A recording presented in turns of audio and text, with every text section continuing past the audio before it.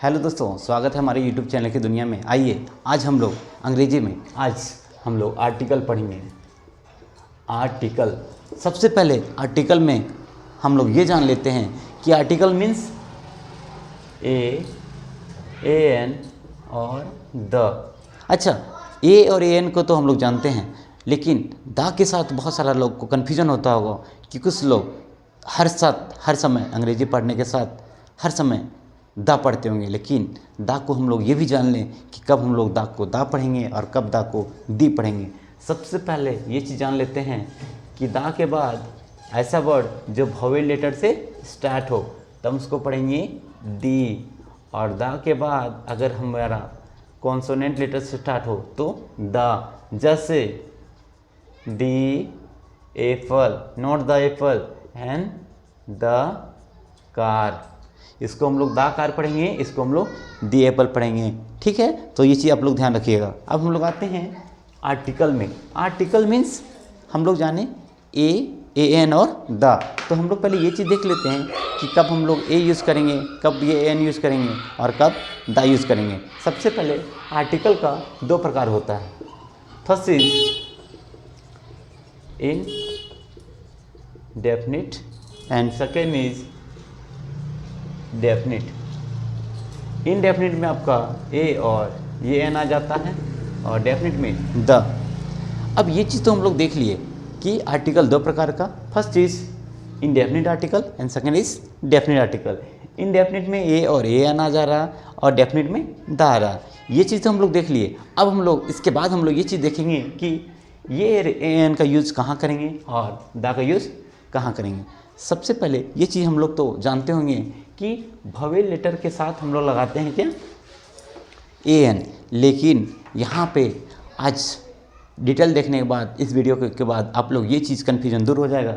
सबसे पहले vowel letter को हम लोग जानते हैं। वोवेल लेटर होता है ए, ई, आई, ओ एंड यू। ये सब के साथ बहुत लोगों ने जैसे ये सब देखते होंगे तुरंत लगा देते होंगे ए एन, लेकिन ये गलत हो जाता है क्योंकि इसका उच्चारण अगर हम लोग देखते हैं, लिखते हैं वन आइड मैन। ठीक है, देखेंगे वन तो वो से स्टार्ट है, लगा देंगे ए एन और ये हो जाएगा आपका गलत। क्यों? क्योंकि जैसे ही हम लोग का अंग्रेजी का अक्षर में वोवेल और कॉन्सोनेंट होते हैं, उसी तरह हिंदी में भी स्वर और व्यंजन होता है। स्वर मीन्स का से ज्ञा, और व्यंजन मीन्स स्वर मीन्स आ से आ से आ, और व्यंजन मीन्स का से ज्ञा। अब हम लोग इसको लिखते हैं, कैसे लिखेंगे, वन और ये वाह क्या आ गया, व्यंजन। इसीलिए व्यंजन के साथ हम लोग क्या यूज़ करेंगे, ए। क्या यूज़ करेंगे, ए। फिर से आप लोग समझिए कि जहाँ पे कोई भी वर्ड का जैसे हम लोग पढ़ेंगे उसके अनुसार हमको इसको यूज़ करेंगे।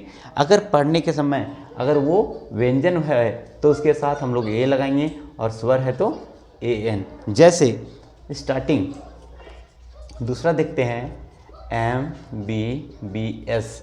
ठीक है, स्टार्टिंग तो एम है लेकिन हमको लगेगा यहाँ पे ए एन।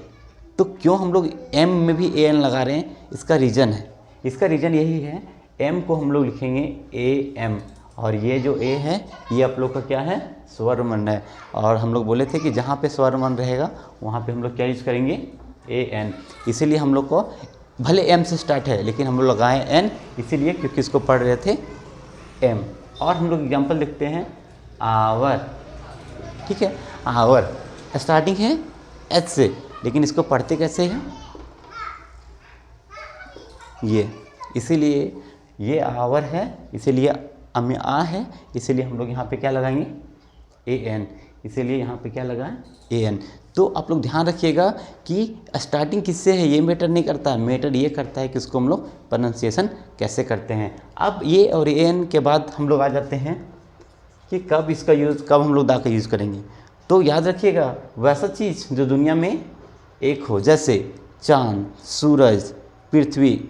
ठीक है, और भी बहुत सारा चीज़ है, लाल किला है, ताजमहल है, इंडिया गेट है, गेटवे ऑफ इंडिया है, एक बात कन्फ्यूज मत होइएगा कि इंडिया गेट और गेटवे ऑफ इंडिया दोनों सेम है। नहीं दोस्तों, दोनों सेम नहीं है। अगर इंडिया गेट की बात की जाए तो इंडिया गेट हम लोग का दिल्ली में है, लेकिन गेटवे ऑफ इंडिया हम लोग का कहाँ पे है? मुंबई के ताज महल होटल के बगल में है। तो ये से कन्फ्यूज मत होइएगा। तो यहाँ पे हम बोले कि वैसा चीज़ जो दुनिया में एक हो, फिर उसके बाद नदी के नाम के पहले, फिर ओशियन के नाम के पहले, फिर बड़ा बड़ा बुक के नाम के पहले, ठीक है। जैसे the Ganga, the Yamuna, the Sutlej, ocean, the Pacific Ocean, the Atlantic Ocean, book, the Bible, the Quran, the Gita, ऐसे। थैंक यू दोस्तों। तो आज हम लोग समझे यूज ऑफ ये, एन और द। धन्यवाद। अगले वीडियो में हम लोग फिर नए टॉपिक के साथ डिस्कशन करेंगे।